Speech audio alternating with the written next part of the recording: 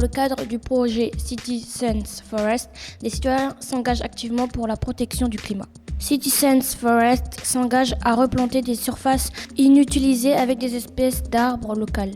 L'objectif est d'établir un réseau national de projets locaux de reboisement à partir de l'une des plus grandes pépinières du monde. Le reboisement doit être intégré dans la vie sociale comme une activité normale. Sur la base de la méthode Miyawaki, l'association replante des surfaces régionales avec des bénévoles. Cette méthode efficace sur l'idée de préparer d'abord le sol, puis de faire naître une forêt vierge, naturelle, en augmentant la densité d'arbres indigènes. Nos forêts sont les réservoirs de dioxyde de carbone les plus naturels et les plus efficaces que nous ayons sur Terre. De plus, elles filtrent la poussière et abritent de nombreuses espèces animales.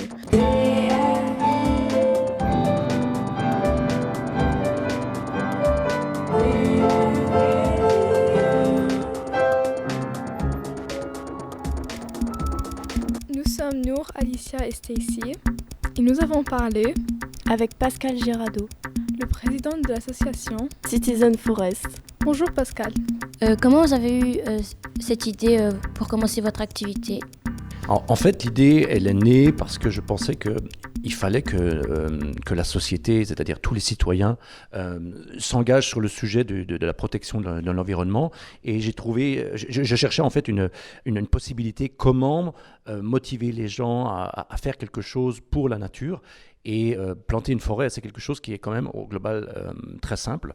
Et voilà, avec cette idée, on a commencé et aujourd'hui, on arrive à motiver beaucoup de personnes à lancer leur première forêt. Et puis, ils se rendent compte que c'est simple et qu'une fois qu'on a planté une première forêt, on en fait une deuxième, une troisième, une quatrième. Et ça continue comme ça.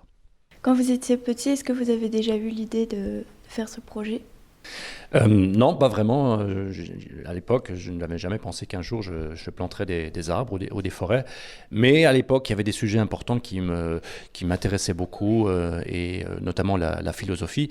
Et aujourd'hui, ce qu'on fait avec l'idée de mettre la forêt dans notre vie de tous les jours, ça a à voir aussi un petit peu avec la philosophie. Est-ce que le projet avance bien ? Le projet avance plutôt très bien. Alors, on a commencé il y a 3 ans et demi, donc on n'avait jamais planté un arbre. Depuis, on a planté 17 forêts dans différentes communes, vers Hambourg, mais aussi vers Berlin, et puis en Autriche, et puis ça continue. Dans 3 ans, on souhaite planter 500 forêts dans 500 communes différentes, et c'est possible parce que notre système, il est applicable partout, et puis vraiment avec le but qu'un jour, dans chaque ville, dans chaque village, en Allemagne et en Europe, il y a un groupe de Citizen Forest qui plantent régulièrement des forêts.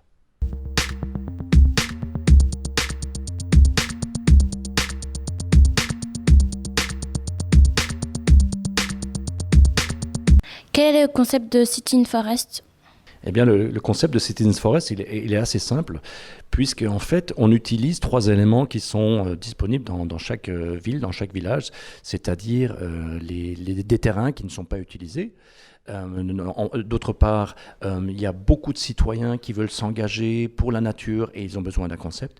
Et le 3e élément, ce sont les personnes, les entreprises qui sont capables de financer ces projets de reboisement. Et donc, on met ces 3 éléments, donc le terrain, les personnes qui veulent s'engager et cette capacité de financement ensemble. Et nous, on met à disposition notre connaissance, la technique pour planter des forêts. Et grâce à ça, il y a un groupe qui naît dans une ville, et puis dans un autre, et dans une autre, et dans une autre, et on continue comme ça. Donc c'est un système qui est vraiment multipliable quasiment à l'infini. Pourquoi les arbres doivent avoir minimum 15 ans pour pousser ? La première raison, en fait, c'est qu'il faut que les arbres aient le temps de pousser pour qu'ils puissent absorber du CO2 et grandir. Et l'autre raison, c'est du fait qu'on n'est pas propriétaire des terrains, c'est-à-dire on les utilise uniquement et on fait une sorte d'accord avec le propriétaire. En fait, il nous met le terrain à disposition, on va l'aider à financer sa forêt, mais par contre, il faut qu'il s'engage à ce que la forêt, au moins, elle reste 15 ans. Et on est persuadé aujourd'hui que de toute façon, il la laissera pousser encore plus longtemps parce que le sujet des forêts va gagner de plus en plus en importance. Mais aujourd'hui, on se fixe ces 15 ans pour avoir ce premier accord avec lui. Et avec ça, on peut commencer déjà la mise en place de l'action.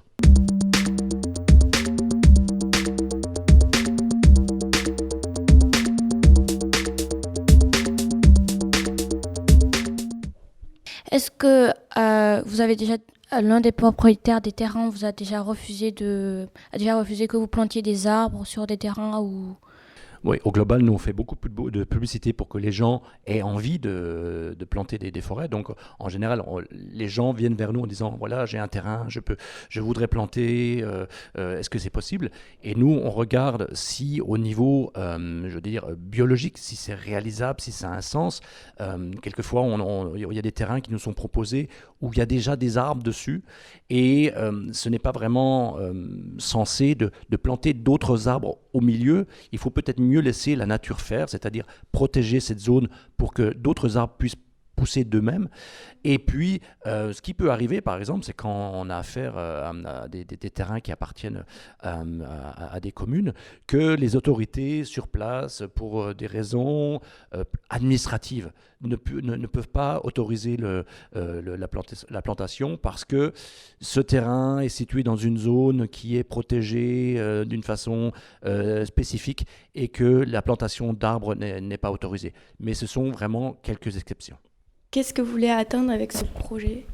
Alors bien sûr, on souhaite qu'on plante beaucoup d'arbres et beaucoup de forêts parce que ça aide la biodiversité, parce que ça va absorber beaucoup de CO2. Mais surtout, ce qu'on souhaite atteindre avec ce projet, c'est que on veut faire comprendre aux citoyens qu'on a vraiment des possibilités d'être actifs pour la lutte pour l'environnement et que planter une forêt, c'est quelque chose d'assez simple.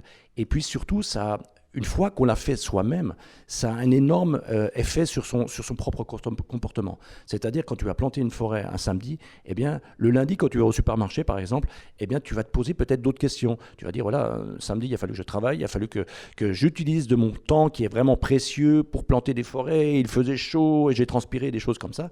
Et là, j'allais acheter quelque chose qui peut-être vient d'Amérique du Sud par avion et que peut-être il y a une contradiction. Et en fait, on espère aussi avec ce projet que les gens vont remettre aussi peut-être certaines de leurs habitudes en question. Et on ne veut pas leur imposer quoi que ce soit, on ne veut pas leur interdire des choses, on veut simplement leur montrer un chemin, les aider, et on espère vraiment qu'avec ça, eh bien, on va avoir une société qui va faire un peu plus attention à nos ressources naturelles.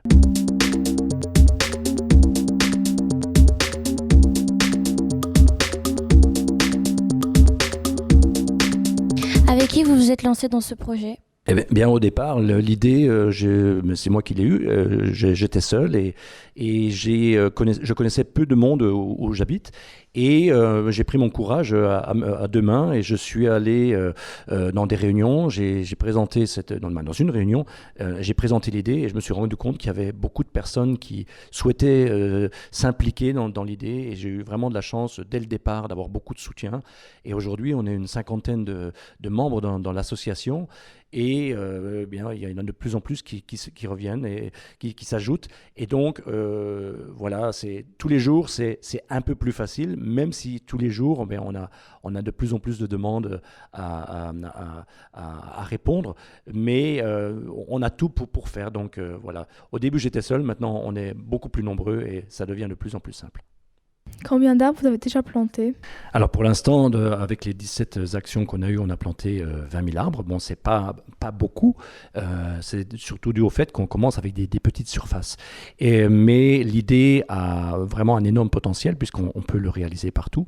Et on aide vraiment les gens à commencer leur projet avec une première petite surface en espérant vraiment qu'ils en feront derrière une deuxième qui sera peut-être un peu plus grande, et après une troisième, et après une quatrième. Et à la fin, avec la multiplication des projets dans plein de villages et de villes, eh bien, on arrivera à une quantité très importante et puis surtout avec un changement de l'état d'esprit dans beaucoup de personnes. Combien de gens participent au projet ? Alors aujourd'hui dans l'association on est environ une cinquantaine de personnes, mais l'association c'est la structure qui permet à tous ces groupes, à tous ces plantations de pouvoir exister. Et donc à chaque fois qu'on a une plantation qui a lieu, on a rapidement 60, 80, 100 personnes qui viennent vraiment activement pour planter. Et si on pense qu'en Allemagne, par exemple, on a 12 000 communes, 12 000 personnes avec à chaque fois 100 personnes qui sont impliquées, ça fait au global beaucoup, beaucoup de personnes qu'on peut atteindre et motiver à s'engager pour le sujet.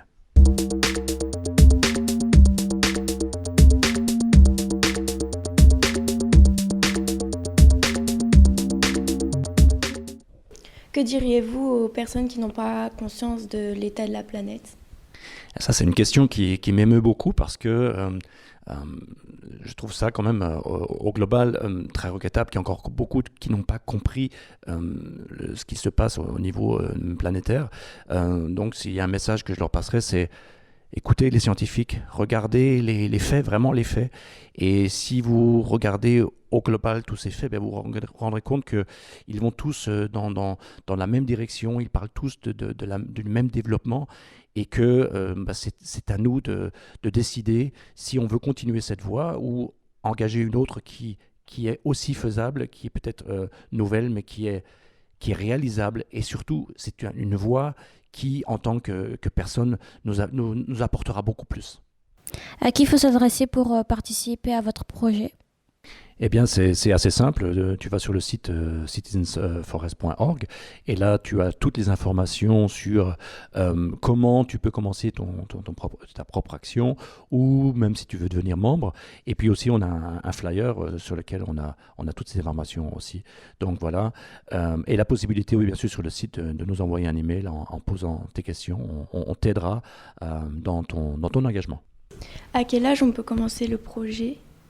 Il n'y a pas vraiment d'âge de défini minimum pour s'engager. Je veux dire, on a déjà eu des actions de plantation où on avait des tout petits enfants en bas âge qui savaient tout juste marcher avec une mini pelle et qui ont planté aussi leur premier arbre. Mais bien sûr, il faut être un peu plus grand si on veut faire avancer l'idée soi-même. Mais on a régulièrement des adolescents, des adolescentes qui viennent, qui motivent leurs parents aussi à venir planter. Et puis, je veux dire, chacun a la possibilité, sans vraiment de limite d'âge non plus, de parler du projet, de parler de la vision et de motiver d'autres à le faire. C'est clair, on a besoin d'adultes pour prendre ces décisions, pour aller voir les communes, aller voir les propriétaires de terrain, pour leur demander de mettre leur terrain à disposition. Mais c'est vraiment un projet qui est ouvert pour tout le monde. Et là aussi, je parlais tout à l'heure des petits-enfants, on a aussi des personnes qui sont très âgés qui viennent planter. Je veux dire, quand tu as quelqu'un qui a 90 ans qui vient planter des arbres et tu sais très bien qu'il ne pourra jamais être à l'ombre de l'arbre qu'il a planté.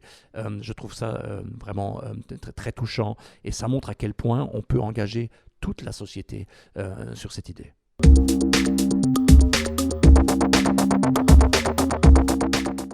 Est-ce que ce ne serait pas plus simple de lutter contre la déforestation ? Mais en fait, c'est pas l'option. Est-ce que c'est plus simple de stopper la déforestation ou de planter des forêts ? En fait, il faut faire les deux options en même temps.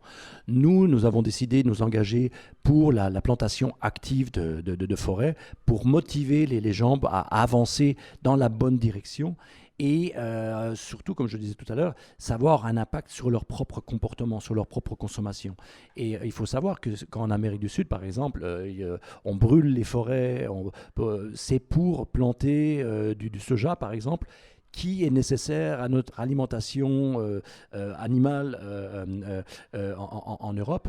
Et donc, nous, on espère, avec ce changement de comportement qu'il peut avoir dans la société, qu'au global et indirectement, on va aussi lutter contre la déforestation en Amérique du Sud parce qu'on aura adapté notre consommation. Est-ce qu'il y a des pays où vous souhaitez vous engager plus que d'autres ? En fait, le concept de Citizens Forest, il est applicable dans tous les pays du monde. Nous, on est né en Allemagne et on pense que c'est très important que l'Allemagne et l'Europe et peut-être aussi l'Amérique du Nord s'impliquent sur le sujet. parce que, entre autres, nous sommes responsables par rapport à notre consommation du problème avec le réchauffement climatique. Et c'est pour ça que c'est important que ces pays-là, ces régions-là, s'impliquent beaucoup plus que le reste du monde. Merci beaucoup pour l'interview.